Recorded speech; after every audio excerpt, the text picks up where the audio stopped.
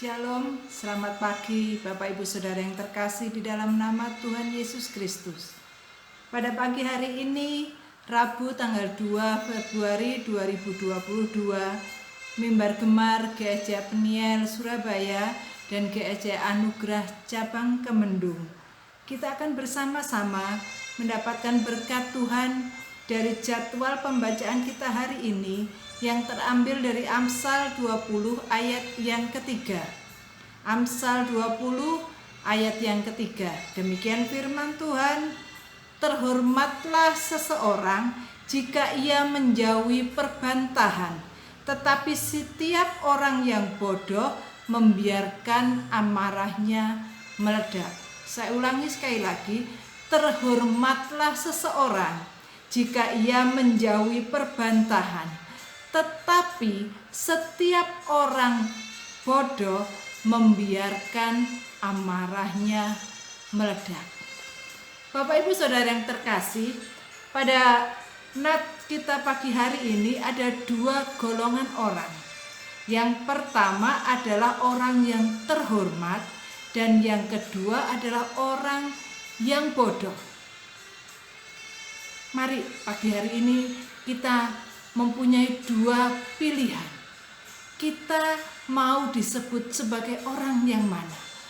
Orang yang terhormat ataukah orang bodoh? Dalam Amsal pasal 20 ayat yang ketiga ini disebutkan ciri-cirinya. Terhormatlah seseorang, orang itu akan disebut orang yang terhormat jika ia menjauhi perbantahan atau pertengkaran. Orang yang bisa mengendalikan dirinya, orang yang menjauhi perbantahan atau pertengkaran disebut orang yang terhormat.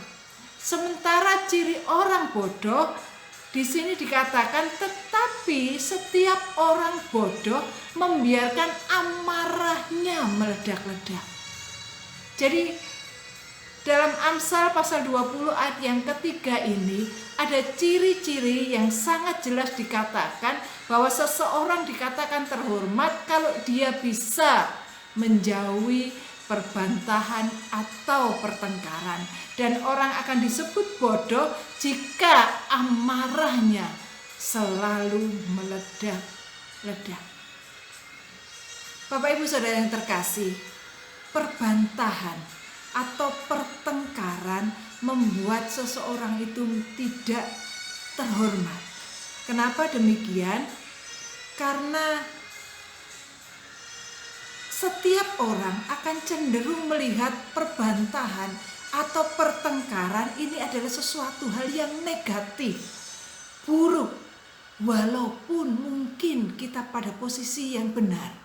Tetapi saat kita mempertahankan diri kita, kebenaran kita, dan kita tidak bisa mengendalikan diri kita, kita marah-marah, membantah, maka orang akan menganggap kita ini adalah orang yang bodoh. Bapak Ibu Saudara yang terkasih, Amsal ini mengajarkan kepada kita satu ciri orang yang terhormat bukanlah seseorang yang mampu mengalahkan orang lain melalui pertengkaran atau perbantahan. Tetapi sebaliknya, orang yang terhormat tahu bagaimana dia harus mengendalikan diri dan menjauhi pertengkaran.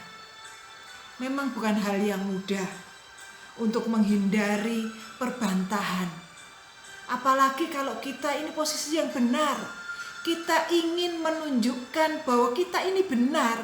Kamu jangan ngeyel, kamu jangan marah-marah, kamu itu salah. Tetapi di dalam Amsal ini sangat jelas dikatakan, seseorang yang tidak bisa mengendalikan dirinya, mudah marah, meledak-ledak adalah orang yang bodoh. Bapak Ibu Saudara, pepatah yang sangat terkenal mengatakan mengalah bukan berarti kalah. Mungkin ada perselisihan di dalam komunitas kita, entah itu di dalam keluarga, entah itu di pekerjaan, atau mungkin juga dalam pelayanan. Ada salah paham, tetapi dalam semuanya itu, mari kita mengendalikan diri kita. Kita mencari solusi yang terbaik. Tidak perlu dengan pertengkaran, tidak perlu dengan amarah. Tetapi mari kita duduk bersama.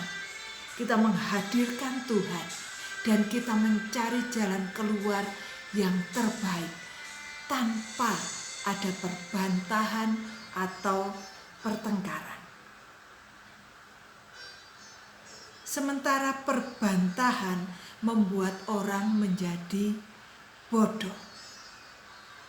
Orang bodoh identik dengan orang yang tidak berpendidikan, tidak terpelajar, tidak berakal budi, atau tidak berhikmat. Orang yang marah dan tidak bisa menjauhi perbantahan atau pertengkaran, Amsal mengatakan bahwa dia adalah orang bodoh. Tetapi sebenarnya orang bodoh itu sendiri bukan selalu berarti orang yang tidak punya pendidikan. Tetapi di sini Amsal mengatakan bahwa orang itu bodoh artinya dia gagal mengendalikan dirinya, membiarkan emosinya meledak-ledak sehingga terjadi pertengkaran. Bapak Ibu Saudara, kita adalah anak-anak Tuhan, umat tebusan Allah. Biarlah karakter kita serupa dengan Kristus. Kristus yang adalah kasih, Kristus pembawa damai. Apapun persoalan pergumulan kita, perselisihan yang terjadi, mari hadirkan kasih itu, damai sejahtera itu, sukacita itu tetap ada di lingkungan kita. Tidak perlu ada satu perbantahan atau pertengkaran. Dalam 2 Korintus pasal yang ke-11 ayat yang 19 dikatakan, sebab kamu suka sabar terhadap orang bodoh karena kamu begitu bijaksana. Saya ulangi, sebab kamu suka sabar terhadap orang bodoh. Orang bodoh artinya di sini adalah orang yang tidak bisa mengendalikan diri, orang yang suka marah dengan meledak-ledak, orang yang selalu berbantah-bantah dan menimbulkan pertengkaran. Tetapi kita yang sabar, dalam 2 Korintus pasal 11 ayat 19 dikatakan, karena kamu begitu bijaksana. Ayat yang terakhir untuk renungan kita pagi hari ini, saya ambil dari Kolose pasal 3 ayat yang ke-13. Kolose pasal 3 ayat yang ke-13 dikatakan, sabarlah kamu seorang terhadap yang lain, dan ampunilah seorang akan yang lain apabila ia menaruh dendam terhadap yang lain, sama seperti Tuhan telah mengampuni kamu, kamu perbuat jugalah demikian.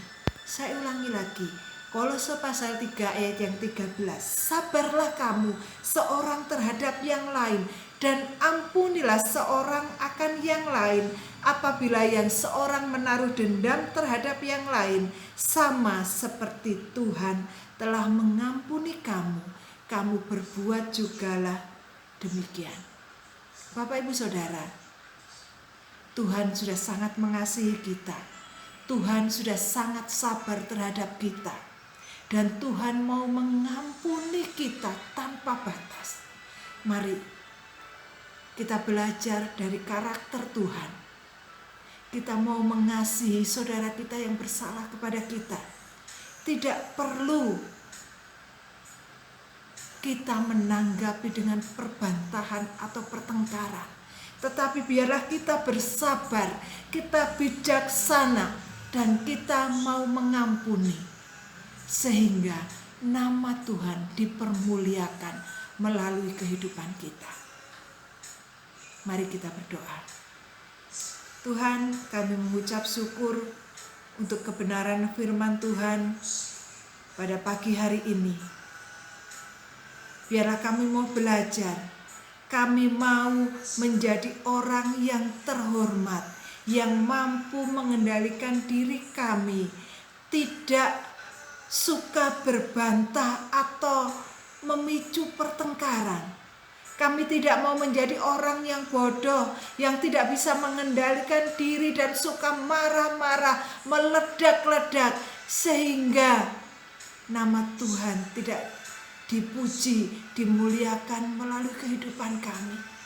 Ampuni kami kalau mungkin kami kadang-kadang menyingkapi orang-orang yang menjengkelkan kepada kami dengan tidak sabar.